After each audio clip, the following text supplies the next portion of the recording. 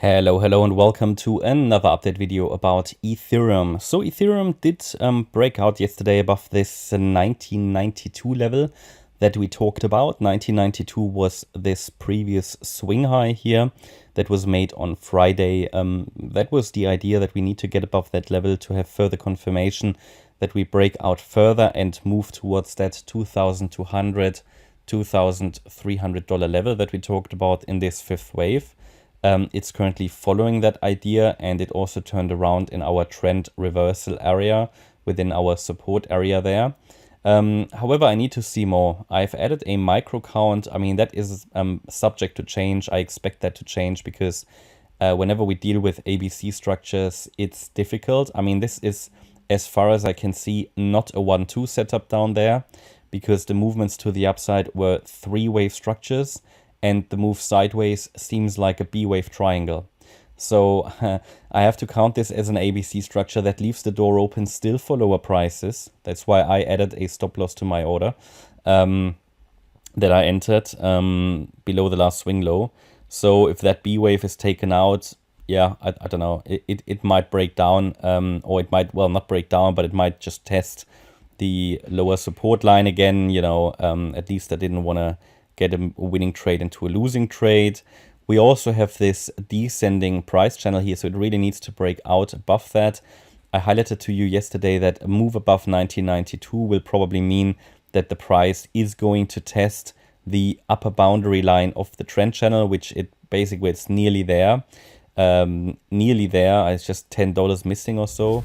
And when that's done, I mean, it needs to break higher eventually to confirm that we're in the fifth wave, yeah. So because this is a 3-wave move, we might get a setback in a wave 2 before that. So because we're dealing with a wave 5, the subwave structure, well, should be a 5-wave move, okay? But the subwaves can be ABC structures.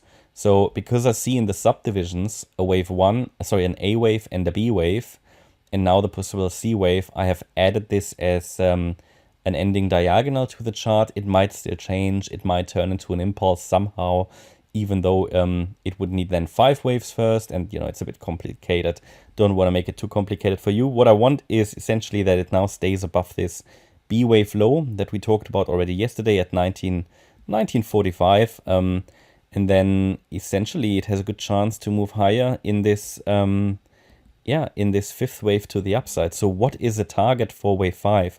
So to calculate that, we take the length of waves 1 and 3. Wave 1 started here in October, 12th of October. So we take the length of waves 1 and 3 and we add it to the low of the wave 4, and that gives us a projection for wave 5.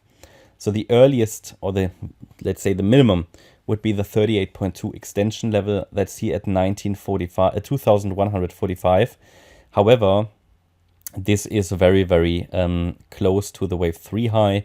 It would be a very short wave, wave 5, and it would be ideal or better if we see the move towards 2300, so 2290 essentially, the 61.8 extension level, or maybe even a little higher. That will probably be decided next, well, I don't know, next couple of days maybe, you know, when this structure fills in. First of all, we need to see if the 1-2 fills in.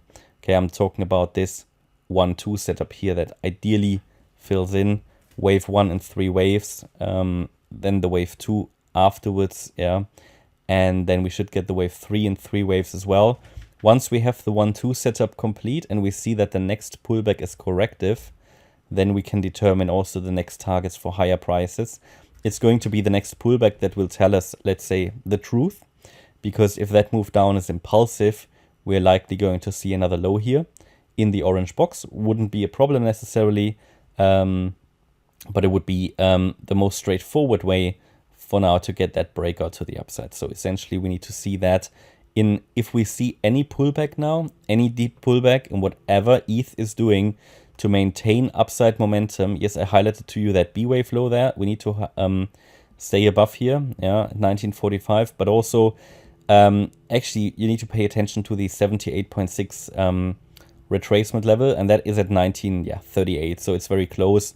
So we want to avoid a sustained break below 1938 because in any pullback, this would likely be if it is a deep pullback, it's likely a wave 2, and we don't want that to break below the 78.6 retracement. Yeah, that's my update about ETH. I hope you liked the update. If you did, please hit the like button, leave a comment, and subscribe. And if you really like the content, then please check out the channel membership. Thanks a lot for watching. Bye-bye.